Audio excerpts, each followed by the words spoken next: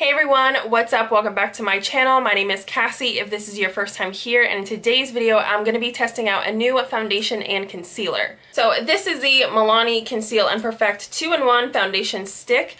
I was super excited to try out this foundation stick because if you guys don't know, I really like the 2-in-1 Conceal and Perfect liquid foundation that they have. And they also launched a concealer, which is also the Conceal and Perfect. It kind of like all goes together. So I'm going to be trying these out for you guys today. I'm going to try and do a wear test as well. So yeah, if you're excited to see how these products work, then just keep watching. So on the website, it says it is a full coverage creamy foundation stick, blends seamlessly to cover imperfections and even skin tone. The weightless stick delivers a natural matte finish that lasts up to 12 hours.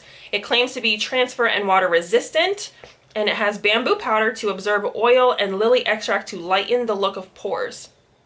I've never heard of a foundation having bamboo powder, but I know a lot of people have issues with stick foundations because it does tend to make you look a little bit more oily than you would normally throughout the day. So that's kind of cool that they have that in there to absorb any oil. So the first red flag is that it only comes in 20 shades, which isn't that great, and since it's not available in stores, you have to pick it out online. I don't really like shade matching myself online because it's kind of hard to tell what it's going to look like in person. So I use my best judgment. I picked up the shade 270 Tan, and right off the bat, the packaging feels pretty light. It doesn't feel like there's much product in there. I'm going to go ahead and take it out so you guys can see how much you get. So this is how much foundation comes in the stick. It's not too bad. It is, you know, a little bit less than what I was expecting. It does retail for $9.99, so it's still a really good drugstore price point. I'm gonna go ahead and start off by priming my face. I do have the Milani Prime Shield Primer, which I love and I've used a ton of times, and I'm kind of running out, so I need to get another one. And this is just like a silicone based primer, so it does do a good job at blurring your pores, which I need because I got a lot of them. It just makes my skin feel like so smooth. I really like this primer. So I'm going to go ahead and go in with the foundation. I'm just going to do like a couple swipes all over my face and blend it out.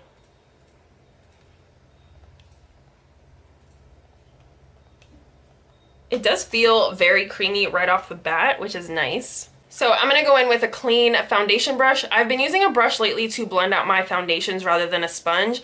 I kind of think it's just because I've been a little bit lazy, and every time I go to do my makeup, I don't want to get back up and wet a sponge.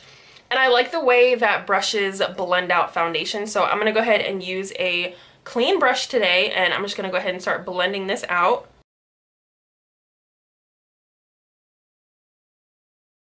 So it's blending out really easily. However, I don't think this is full coverage because I can still see a lot of my skin. Okay, so this is how the foundation is looking blended out.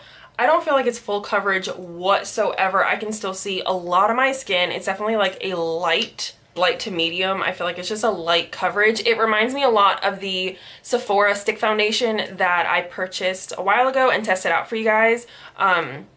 So I'm gonna go ahead, because it does say on the website that you can build the coverage, so I'm gonna go ahead and try to do that, and I'm just gonna put it on kind of thick. And hopefully it does a good job at concealing and perfecting, because right now I don't really get that. And I feel like using a brush, I'm giving the product like a better chance at the coverage, because with a sponge, sponges tend to absorb a little bit more product and brushes don't do that. So I feel like if I'm getting this coverage with a brush, I could only imagine how it would look if I were to use a sponge, because I feel like it would not look as good with a sponge. So I'm glad that I am using a brush. I just stabbed myself in the eye. Okay, so this is 2 coats of the foundation, and to be quite honest, I didn't really get that much coverage the second go around. So because I do have a lot of hyperpigmentation right here, which you can obviously still see it. A lot of the times with even like full coverage foundations that I use, I can still see a little bit, but if I apply a little bit more in those areas, it's not an issue. This, however, did not really cover much of anything. It does feel very lightweight. It is super easy to blend out. It's very creamy. I just don't think that it's full coverage. So if you are somebody who prefers a light to medium coverage foundation, just more like everyday and not full coverage, if it's not your thing, you know, to each their own. I feel like this would probably work really well for you because it does blend out super easy. It does feel lightweight. I don't feel like I have two coats on. It just doesn't give me the coverage that it claims or that I prefer. So I'm gonna go ahead and use the concealer. I picked up the shade Warm Tan.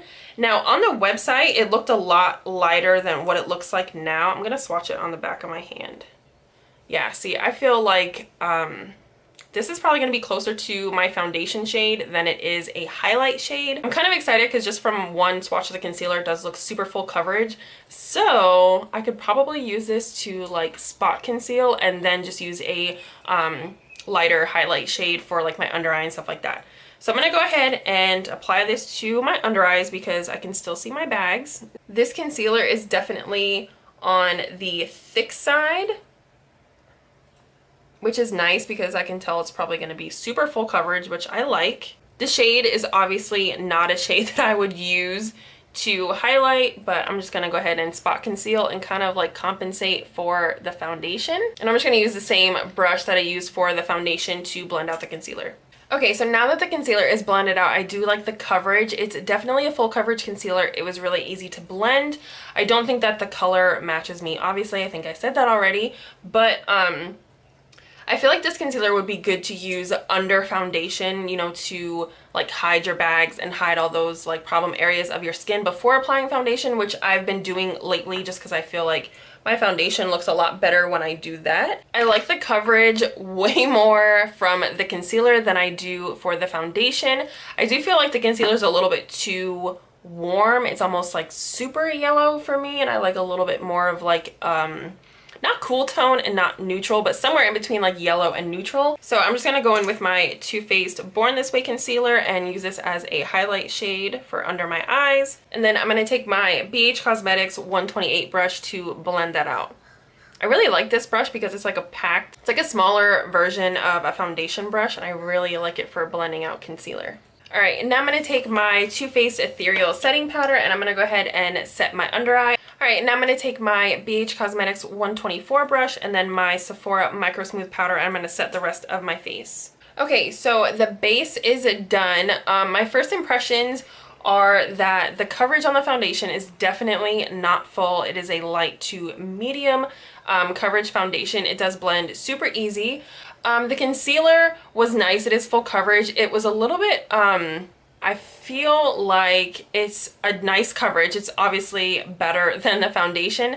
I just feel like it's a little bit oily and I don't know how that's going to work throughout the day. Obviously the color was not something that I would use to highlight with. I went ahead and set it as well, but I can already see a little bit of creasing, and I'm not sure if that's my fault because I do have two concealers on, or if it's the Milani concealer because I never have creasing when I use my Too Faced concealer. But I'm gonna go ahead and finish the rest of my face and then I will be right back. Okay, so I went ahead and finished the rest of my face. If you guys want to see how I got this look, then I will leave a video linked in the cards. One of the sides, I don't know which one, but yeah, it'll pop up. Yeah, I just want to show you guys how it wears throughout the day before I give you guys my final thoughts. So I will check back in with you guys in a little bit. So yeah, like I said, I wanted to check in with you guys throughout the day to let you see how the foundation is looking. It is 3:35 right now. I put my makeup on, it was like 10 to noon. So I've had it on for like 3.5 hours now. So as you can tell, I do look a little bit oily, like around my cheeks and down here on my chin. A little bit more than normal, I would say, because I do not have oily skin. I have pretty normal skin. So yeah, that is something that I'm not really too fond of. My forehead's a little bit shiny too, but definitely not as much as my chin. My chin is what's bothering me. If my cheeks are a little bit oily, I'm like, okay, whatever. But it's like right here by my nose is oily too. Like, I don't know. I know that it claimed to have that bamboo powder in it to help with the oiliness, but it ain't working for me and I don't even have oily skin.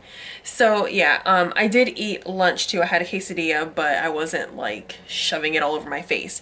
As far as, let me show you guys a little bit closer up. So you can see like it is really, really greasy up in here. Yeah, I feel like you can still see my hyperpigmentation right here. I don't feel like it's broken up at all. I just feel like it's she's just greasy. She's greasy. So I'm gonna keep it on for a little bit longer, and then I'll check back with you guys probably around like 5:30-ish. And yeah, I really haven't even been doing anything. Like, I vacuumed my house, I went to Wawa, that's about it. It's pretty nice outside. I think it's like an actual nice day here in Florida, so it's not even like really humid. It's 79 degrees, but the humidity is super low. It's only like 58%, which for Florida, that's low. So yeah, like my windows are open and everything like that. But yeah, I mean, so far I'm really kind of, excuse me. So far I'm a little bit like, I don't know. I just, like, I've never been like greasy right here by my nose. Like up in here is okay, and like I can expect that. But like my chin and right here is really what's bothering me. Like, ew. It's just not cute. So yeah, I will check back in with you guys in a little bit, and then I will give you guys my final thoughts. Okay, so I'm doing my final check-in. It is 7:15, well, 7:13. I was at a friend's house, so that's why I didn't check in a little bit ago, but I'm gonna give you guys my final thoughts. Obviously, I look a little bit more oilier, oilier, I don't know, whatever. I look more oily than I did when I checked in with you guys around 3:30. A lot more here on my forehead, and just my face in general looks really, really greasy. And I haven't like touched up my face at all. I did want to mention that I know one of the claims said that it was transfer proof.